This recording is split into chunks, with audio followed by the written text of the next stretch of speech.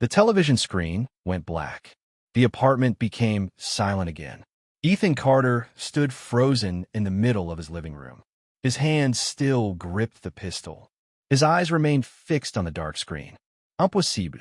Only 4 people had ever heard that voice. One was dead. One had disappeared. One had betrayed them. And the 4th was Ethan himself.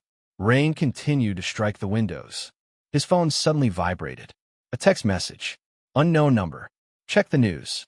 Ethan immediately grabbed the remote. Every news channel in London was reporting the same story. A foreign professor had been found murdered in Prague. Professor Adrian Novak.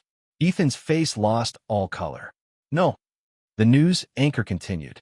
Police discover a message near the body. Authorities have not released its contents. Ethan turned the television off.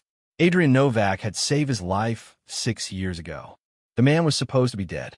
Officially, he had died during a fire in Prague. So who had been buried? And why was Adrian suddenly murdered? Another knock came from the front door. 3 slow knocks. Ethan raised the gun. Who's there? No answer. He slowly opened the door. A woman stood in the hallway. Her dark hair was soaked from the rain. A long black coat covered her body. Her breathing was heavy. Ethan Carter? He did not lower the gun. Who are you? The woman looked behind her, as if someone had followed her. My name is Isabella Moretti. How do you know my name? She looked directly into his eyes. Because Professor Novak sent me. Silence filled the hallway.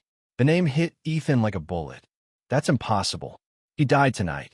Isabella slowly removed a small silver key from her pocket. Adrian's key. The same key Ethan had not seen in 5 years. He told me if anything happened to him, I had to find you.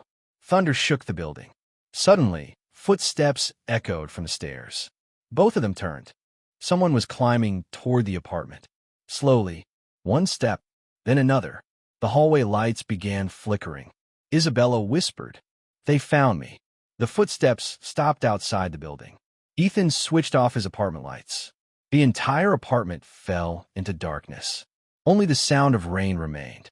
And then, a man's voice echoed from the hallway. "Mr. Carter." A pause. "We know she's inside." Ethan looked at Isabella. She was terrified. The voice spoke again. "Open the door." Another pause. "Or everyone dies." Outside, lightning illuminated the hallway window. And for a brief second, Ethan saw 3 men wearing black coats standing outside his apartment door. Each one wore the same symbol, a raven, the symbol he'd spent 5 years trying to forget. The Raven Syndicate had returned.